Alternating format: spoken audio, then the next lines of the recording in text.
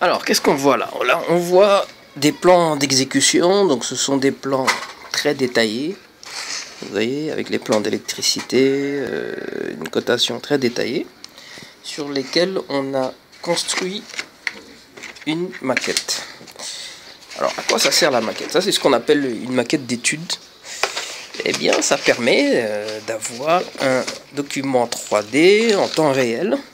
Ça facilite beaucoup de choses sur les chantiers, puisqu'on n'est pas là à se poser des questions, surtout pour ce genre de projet. Ici, on a un projet où on a ce qu'on appelle en architecture du rond-plan. Le rond-plan, c'est très simple, c'est une théorie architecturale qui dit que en fonction de l'importance d'une pièce, eh bien, on doit avoir des hauteurs sous plafond différentes. Voilà. De la même manière que l'importance d'une pièce est proportionnelle à sa surface. Par exemple, une salle de bain, c'est très petit. Une chambre, c'est grand. Un salon, c'est très grand. Donc la théorie du rond-plan, c'est quoi? C'est de dire que plus une pièce est importante et plus elle doit avoir une grande hauteur sous plafond. Alors ici, on a des lofts, d'accord, 2 magasins en forme de loft.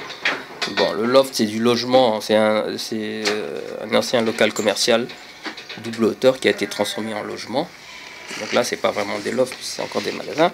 Mais on a des double hauteurs, puisqu'on a des mezzanines, comme on peut le voir.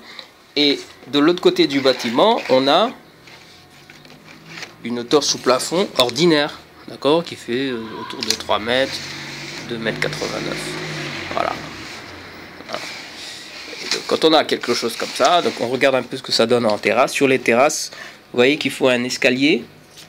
Ici, on a un escalier qui est là, pour relier les 2 terrasses, puisqu'elles n'ont pas le même niveau. Donc ça, sur un chantier, c'est assez pratique d'avoir une maquette comme ça, sur le chantier, pour pouvoir reconnaître les espaces, les volumes très rapidement. Même quand on est du métier, c'est toujours plus parlant que de simples plans. Voilà.